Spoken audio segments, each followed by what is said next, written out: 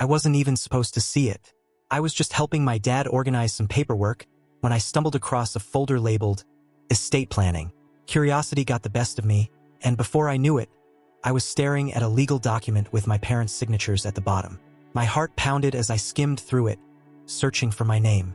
When I finally found it, my stomach dropped. Everything, the house, the savings, every last asset was going to my younger brother, Eric.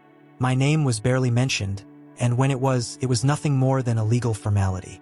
For years, I had been the one keeping this family afloat. I covered the mortgage when my parents fell behind.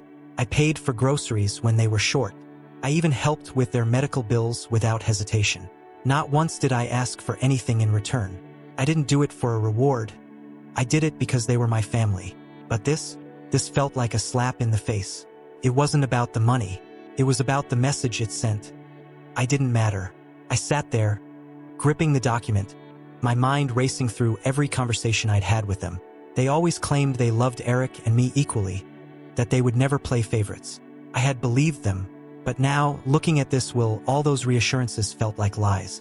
Had they always planned it this way? Had I been nothing more than a safety net?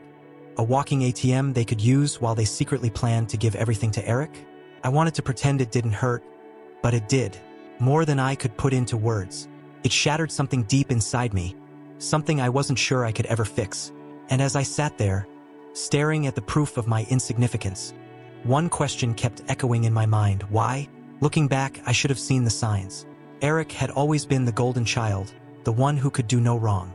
While I was working overtime to make sure our parents never had to worry about money, he was sleeping in until noon, playing video games, and somehow still getting praised for simply existing. He never held a job for more than a few months, always quitting because it was too stressful. Meanwhile, I was the one making sure the bills got paid, and yet I was the one they overlooked. I told myself it wasn't about keeping score, but how could I not? I watched as my parents made excuse after excuse for him. He's just going through a rough patch, they'd say. He'll figure it out soon. Except that rough patch had been going on for years, and soon never came. Whenever he needed money, they gave it to him without hesitation. When I needed anything, even just emotional support, I got a lecture about being responsible and self-sufficient. I started to wonder if they even noticed how much I had sacrificed. The vacations I skipped because they needed help with rent. The weekends I spent fixing things around their house instead of relaxing.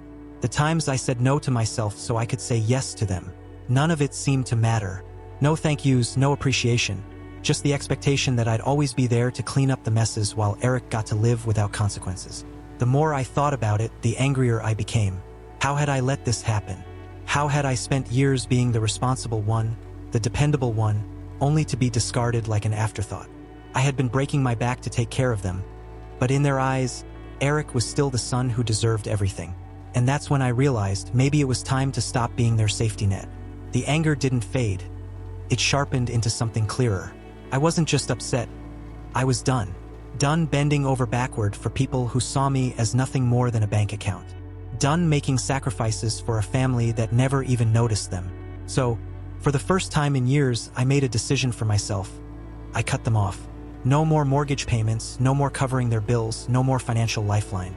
If they had chosen Eric, then they could go to him for help. First, there was silence. A few days passed, then a week.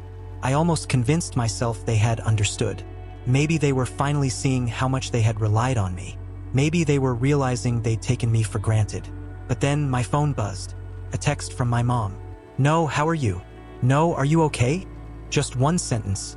"I need $500 by Friday." Like nothing had changed. Like I was still their personal ATM. I stared at the message, my hands tightening around my phone. Not even a fake attempt at warmth. No pretense of care. Just demanding. And that was all the confirmation I needed. They didn't love me for who I was. They loved me for what I could give them. The moment I stopped handing over money, I stopped matching. I didn't reply. I didn't even feel the need to, because in that moment, something in me shifted. I had spent years convincing myself that if I just worked hard enough, if I just gave enough, they would finally appreciate me. But now I saw the truth. Their love had never been unconditional. It had always come with a price tag. And for the first time, I wasn't willing to pay it. The silence didn't last long. When the direct approach failed, my family switched tactics. Suddenly, my mom's Facebook was flooded with vague, passive-aggressive posts. It's so sad when the people you do the most for turn their backs on you. Some kids just don't appreciate their parents. The comments were filled with sympathy from relatives who had no idea what was actually going on. Meanwhile, Eric was still doing nothing, no job, no effort. But somehow, I was the villain for finally standing up for myself. Then came the calls from relatives. At first, they pretended to be concerned. "Hey, Jake, is everything okay with you and your folks? Your mom seems really hurt." But the moment I started explaining, their tone shifted. "You know they're struggling, right? After everything they've done for you, this is how you repay them?" It was surreal. After everything I had sacrificed, I was still the selfish one. No one wanted to hear about the will, about the years of financial strain I had carried alone. They just saw my parents playing the victims, and that was enough. Eric, of course, didn't say a word to me directly. Instead, he started making little digs on social media too. Crazy how some people forget where they come from. As if he had been the one keeping the family together. As if he had ever lifted a damn finger. It was laughable but also infuriating. He got to enjoy all the benefits while I was left to deal with the guilt-tripping and the whispers behind my back. For a split second, I almost caved. Almost sent the money just to make it all stop. But then I reminded myself, this wasn't love. Love doesn't come with strings attached. Love doesn't vanish the second you stop being useful. If they couldn't see me as more than a wallet, then maybe it was time they saw me as nothing at all. Something shifted in me that day. I had spent years trying to earn my parents' love, bending over backward to prove I was worthy. But now I saw things clearly. I had been fighting for something that was never going to exist. They didn't value me for who I was, only for what I provided. And I was done. Done trying to be the good son. Done playing my role in a family that had never truly appreciated me. For the first time, I put myself first. When my mom texted again, asking if I was really going to do this to them, I answered with a simple yes. No explanation, no justifications. Just a boundary, clear and firm. Her response? More guilt-tripping, of course. We're family. Family doesn't abandon each other. I almost laughed. Family doesn't abandon each other?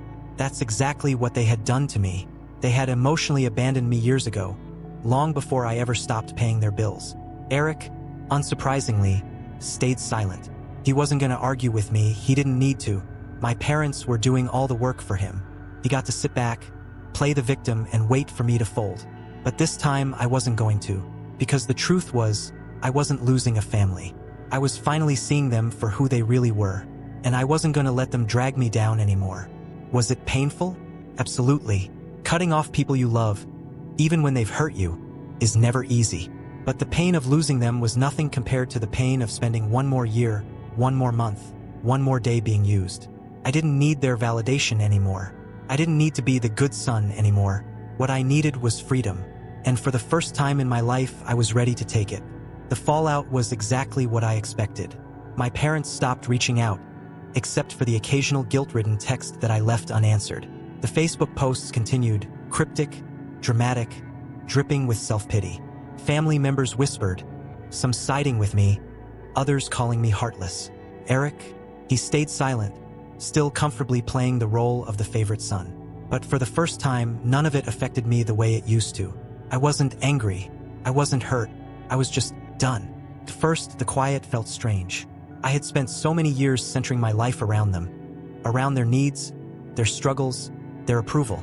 Now, with that weight lifted, I wasn't sure what to do with myself. But as the days passed, I felt something I hadn't felt in years: peace. No more financial strain. No more walking on eggshells.